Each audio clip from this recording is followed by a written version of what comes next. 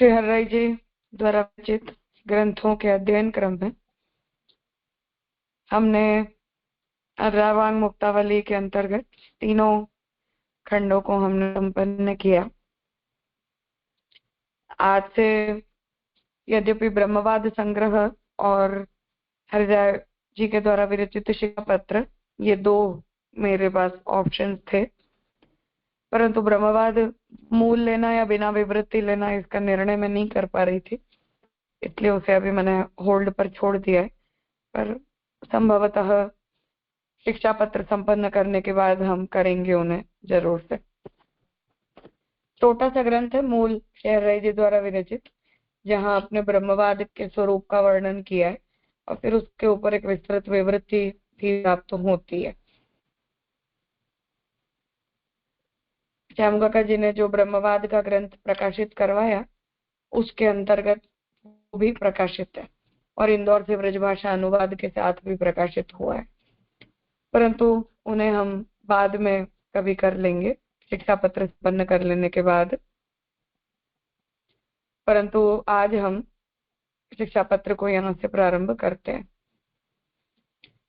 शिक्षा पत्र श्री हर्राई जी के द्वारा विरचित 41 पत्रों का संग्रह है जो आपने अपने छोटे भाई गोपेश्वर जी के प्रति लिखे थे।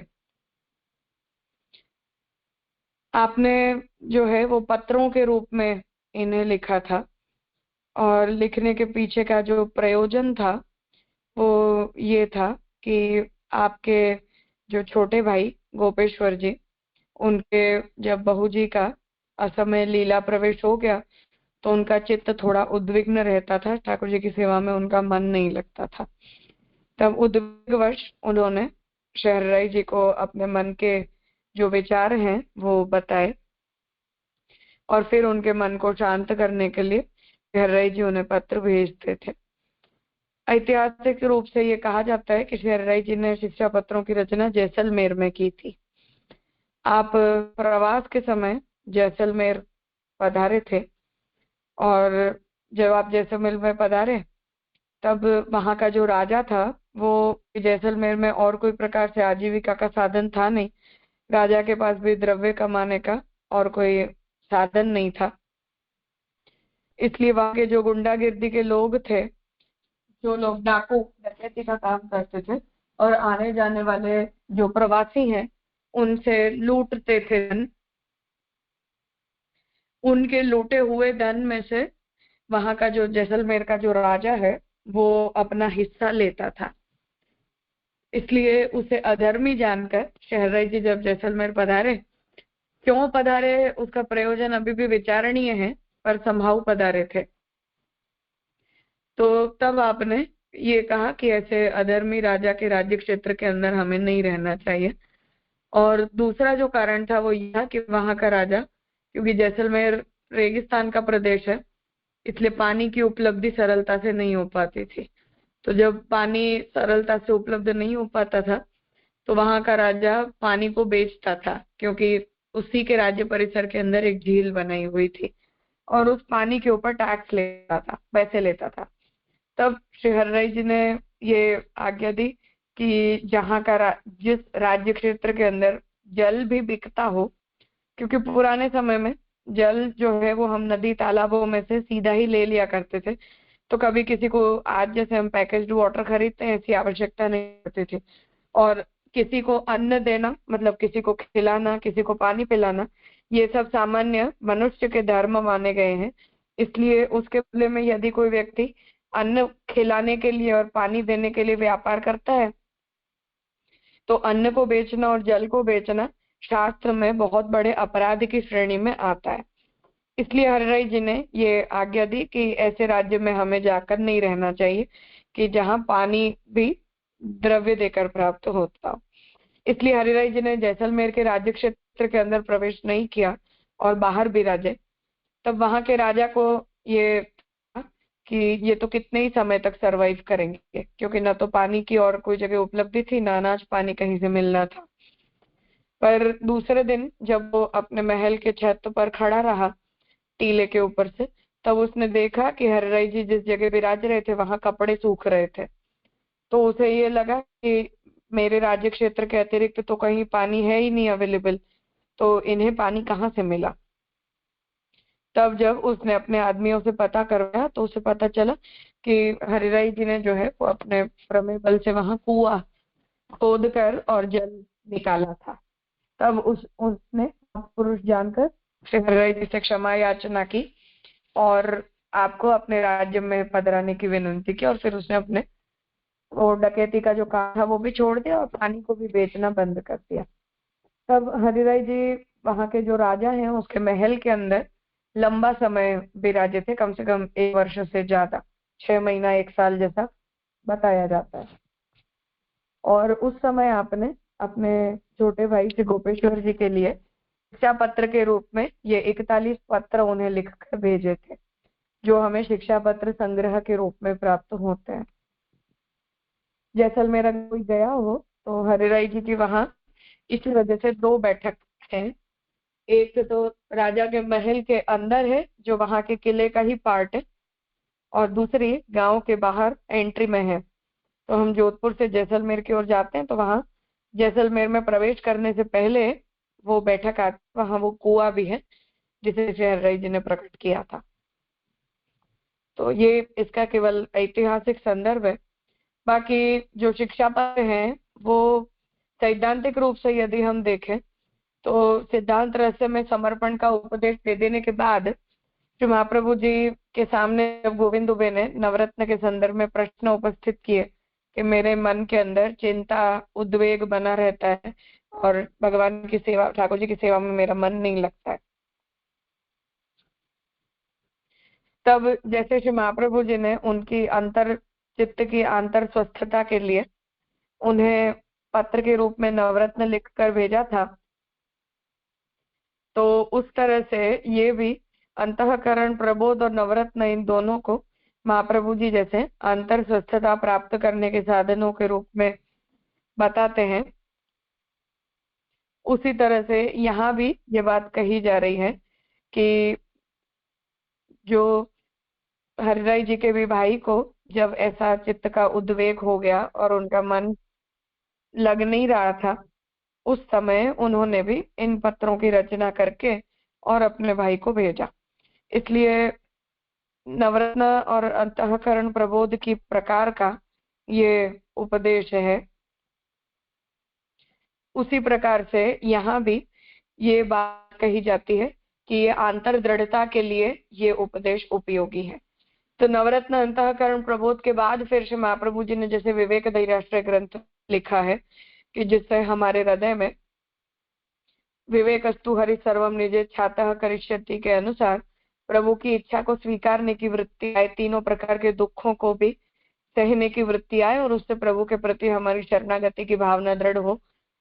तो नवरत्न, अंतःकरण प्रबोध और विवेक धैर्याश्रय, ये 3 ग्रंथ जिस प्रकार से लिखे गए हैं और जिस माइंडसेट से लिखे गए हैं उसी सेम अप्रोच से शिक्षा पत्र भी लिखे गए। तो जब हम जिन लोगों ने इन तीनों ग्रंथों का अध्ययन किया है उन्हें शिक्षा पत्र में उसी प्रकार के उपदेश और सिद्धांत समझने को मिलते हैं, जहाँ शरणागति की दृढ़ता और विवेक और धैर्य को दृढ़ करने की आज्ञा श्री हरिराय जी ने दी है। तो क्रमशः आपने एक एक करके 49 पत्रों को अपने भाई के प्रति भेजा था। ये इसका ऐतिहासिक संदर्भ है कि हम अब शिक्षा पत्र के प्रथम पत्र के अवलोकन प्रारंभ करते हैं।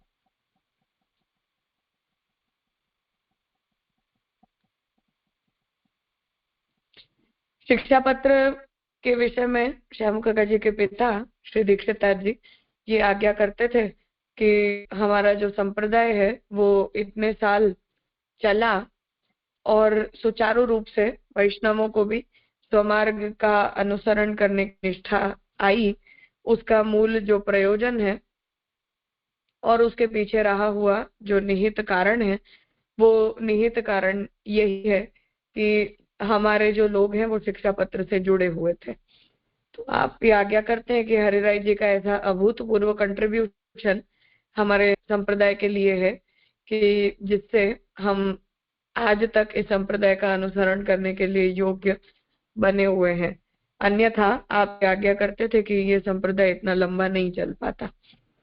तो एक वैष्णव को सामान्य रूप से जिस प्रकार के माइंडसेट की आवश्यकता होती है, या हम जो ये कहें कि हमें जिस प्रकार के धर्म का अनुसरण, सामान्य धर्मों का अनुसरण करना चाहिए, जैसे वैदिक हिंदू धर्म के अंदर सामान्य धर्म और विशेष धर्म, ये धर्म के दो अंग हैं, उसी प्रकार से वल्लभ संप्रदाय के अंदर भी कुछ विशेष धर्म है, कुछ सामान्य धर्म है।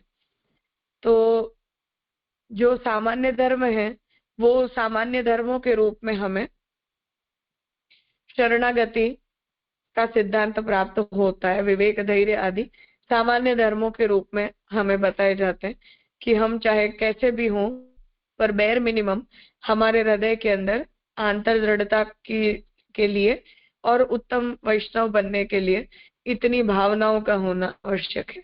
उस दृष्टि से यहाँ सामान्य धर्मों के रूप में शरणागति के, समर्पण के, और फिर उसके बाद विवेक, धैर्य आदि सिद्धांतों का जो निरूपण है वो हमारे लिए यहाँ किया गया है।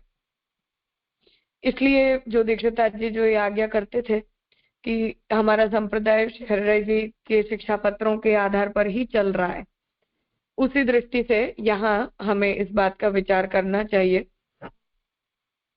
कि जो हम जैसे जो लोग हैं, जो अपने जीवन में आने वाली छोटी मोटी समस्याओं से चलित हो जाते हैं, या हमारा मन भगवत सेवा में लगना बंद कर देता है, या हमें अपने चित्त के अंदर किसी न किसी प्रकार का कोई उद्वेग हो जाता है, जिस वजह से शारीरिक रूप से भगवत सेवा में प्रवृत्त होने के बावजूद भी हमारा मन उस सेवा के अंदर प्रवृत्ति नहीं कर पाता है। तो ये सब जो हमारी दैनिक समस्याएं हैं, उन समस्याओं के निवारण के रूप में श्री हरिराय जी ने हमें ये ग्रंथ प्रदान किए हैं कि जिससे हम अपने चित्त को उस परिस्थिति के अंदर धीरज दे पाए, शरणागति की भावना का विचार कर पाए और विवेक पूर्वक अपने अंदर रही हुई शरणागति और समर्पण को हम निभा पाए। उस दृष्टि से पुष्टि मार्गीय सामान्य धर्मों का जो वर्णन है वो इन शिक्षा पत्रों के अंदर हमें प्राप्त होता है। सर्वोपकारी है, सभी के लिए उपयोगी है। इंदौर से शिक्षा पत्र प्रकाशित हुए हैं। श्री श्यामुकाका जी ने भी शिक्षा पत्र सार संचय के नाम से एक बुकलेट प्रकाशित करवाई थी, जो राजकोट से प्रकाशित हुई थी के संवर्धन केंद्र से, और उसके ऊपर यंगस्टर्स के सेशन भी श्यामुकाका जी ने लिए थे, परंतु उनमें आपने सिलेक्टिव श्लोकों को कंपाइल किया था, पूर्ण शिक्षा पत्र उसमें नहीं थे। इसलिए हम रेफरेंस के रूप में आज पीडीएफ मैंने ग्रुप में भेजी है, वहां जो शिक्षा पत्र हमें जिस तरह से प्राप्त होते हैं वहां से हम इनका विवेचन जो है वो देखेंगे। ये ब्रजभाषा में है, पर मैं आशा रखती हूँ कि सभी लोगों को, हिंदी भाषियों को ब्रजभाषा से कोई समस्या नहीं होगी, पर विचार जो है वो हम हिंदी में करेंगे। तो आज हम शिक्षा पत्रों को प्रारंभ करते हैं।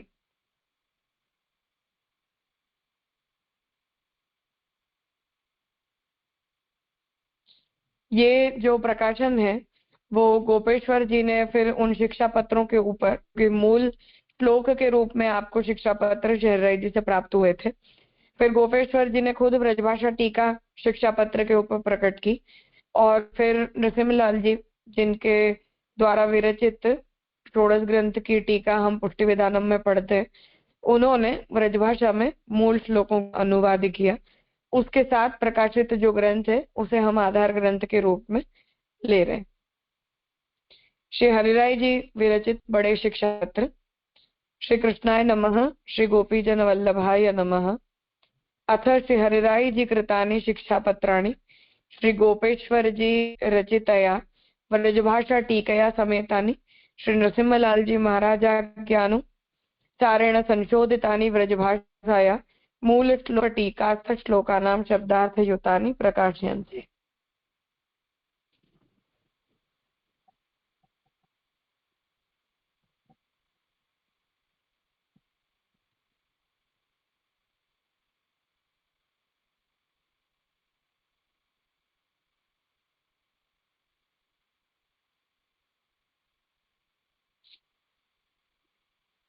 सदोद्विग्नमनाः कृष्णदर्शने क्लिष्टमानसः लौकिकं वैदिकं चापि कार्यं कुर्वन्ननास्थया निरुद्धवचनो वाक्यम् आवश्यकमुदाहरन् मनसा भावये नित्यं लीलाः सर्वाः क्रमागताः।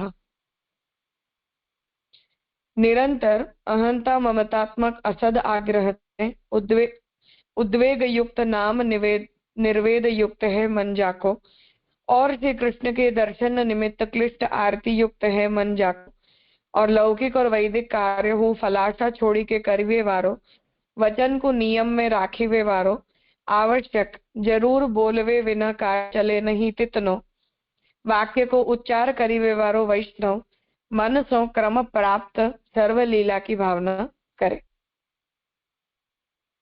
अब यहाँ श्री जी श्री गोपेश्वर जी ने इसका जो विवेचन किया है वो आ रहा है कि जो लौकिक वैदिक कार्य आवेश करी मन को उद्वेग करी के तथा लौकिक वैदिक कार्य के क्लेश युक्त श्री कृष्ण के दर्शन को जइए, सो प्रभु तो आनंद रूप है, तो जीव को मुख क्लेश रूप देखी के उदासीन हो जाए, ताते लौकिक संसार के कार्य सिद्ध न होए अथवा बिगड़ी जाए, जासु मन में क्लेश नहीं करिए। तो पर्सनली अगर हम देखें तो श्री हरिराय जी ने जिस हेतु से इन पत्रों को लिखा था उसका जो मूल प्रयोजन था वो उद्वेग की स्थिति में से श्री गोपेश्वर जी को बाहर लाना था।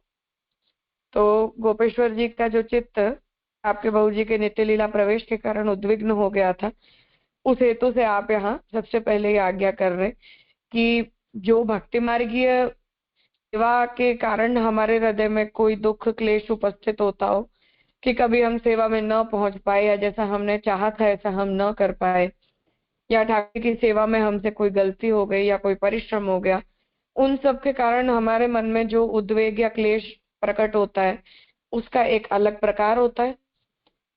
और हमारे लौकिक और वैदिक कार्यों के अंदर यदि कोई बिगाड़ हो जाए उसके कारण जब हम क्लेश युक्त या उद्वेग युक्त होते हैं वो स्थिति अलग प्रकार की होती है।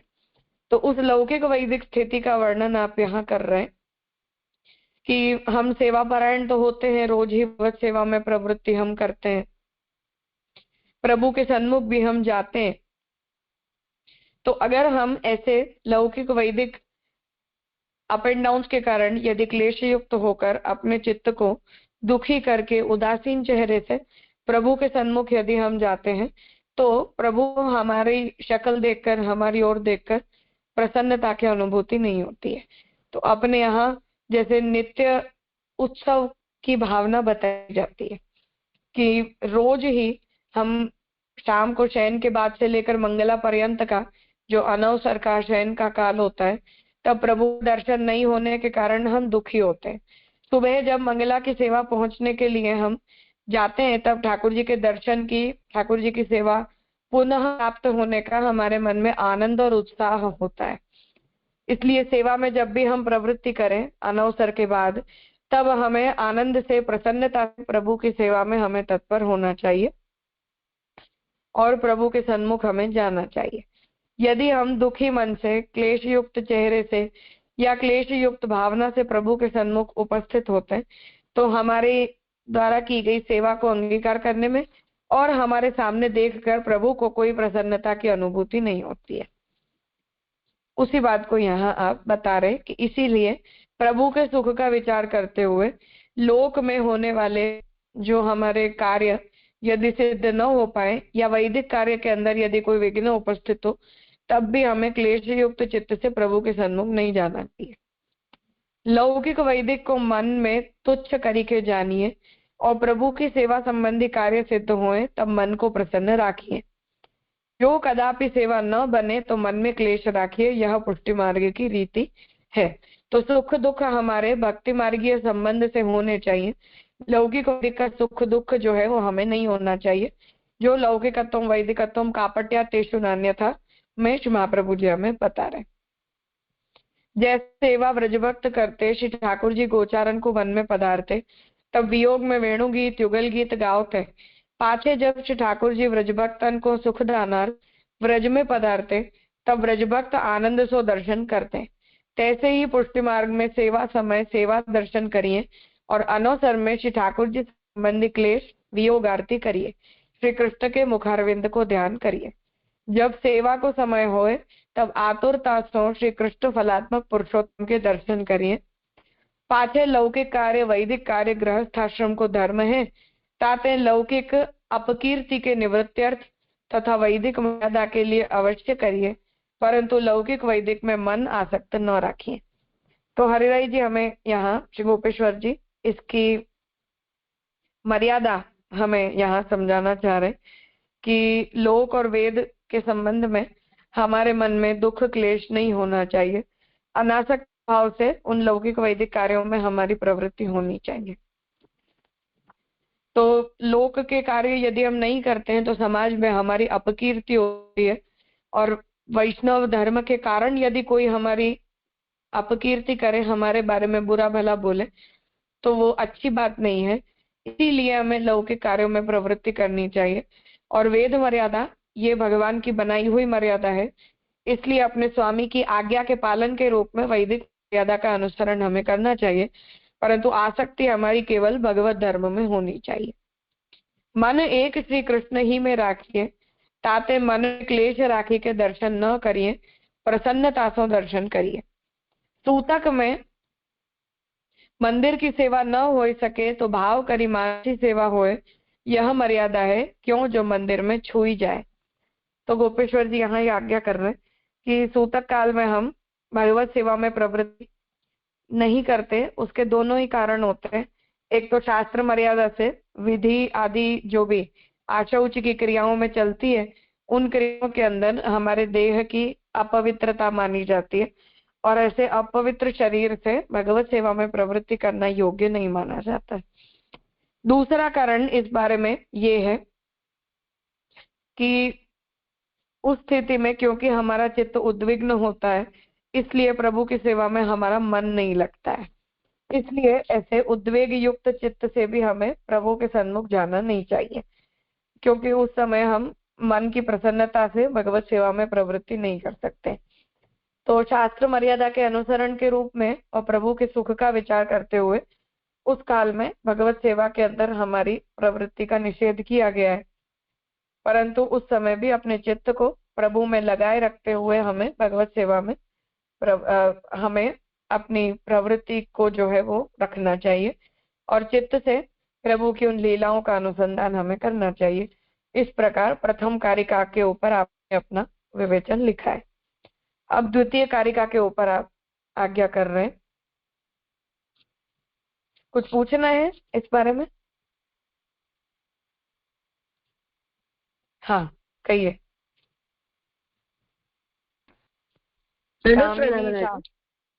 हाँ बोलिए। दंडवत प्रणाम राजा। राजा यहाँ वो जो ऊपर की पंक्ति में आपने कही ताते लौकिक अपकीर्ति के निवृत्ति अर्थ तथा वैदिक मर्यादा, तो वैदिक मर्यादा से यहाँ क्या लेना? अर्थात कि जो भी वैदिक कार्य हम करते हैं वो शास्त्र की मर्यादा है। वैष्णव होने के नाते भगवत शास्त्रों की मर्यादा का उल्लंघन हमें नहीं करना चाहिए, इसलिए वैदिक कर्म भी ठाकुर जी की सेवा के अनवसर में हमारे लिए अनुसरणीय है अनासक्त भाव से, ये कह रहे। हाँ जी राजा, यानी वैदिक कर्म यानी ये शादी ब्याह वही में तो आएगी ना वैदिक, और हाँ नित्य और नैमित्तिक दोनों, संध्या वंदन तर्पण श्राद्ध षोडश संस्कार वगैरह सभी। हाँ हाँ राजा, दंडवत प्रणाम। हाँ बोलिए। हाँ राजा प्रणाम। ये जो यहाँ रिया जी बता रहे हैं ना कि सूतक में मंदिर की सेवा न हो सके तो भाव करी मानसी सेवा हो, यह मर्यादा है। यानी अपन माने जो अपन हर रोज सेवा करते ठाकुर जी की, तो वही मन से ध्यान पूर्वक अपन कर सकते हैं, ऐसा ना सूतक में? हाँ क्योंकि ऐसा मानसी सेवा, मानसी से यहाँ तात्पर्य कि ठाकुर जी की हाँ, सेवा का जो भी समय हो उस हाँ, समय अनुसंधान करें कि ठाकुर जी की ये सेवा चल रही होगी। हाँ एग्जैक्टली वही पूछ रहे जी। ऐसा ही अर्थ है। हाँ, समा के अनुसार और आगे के दिनों की जिस तरह प्रभु ने दर्शन दिए और या सेवा ली, उसका ध्यान और अनुसंधान। हाँ बिल्कुल। जी राजा।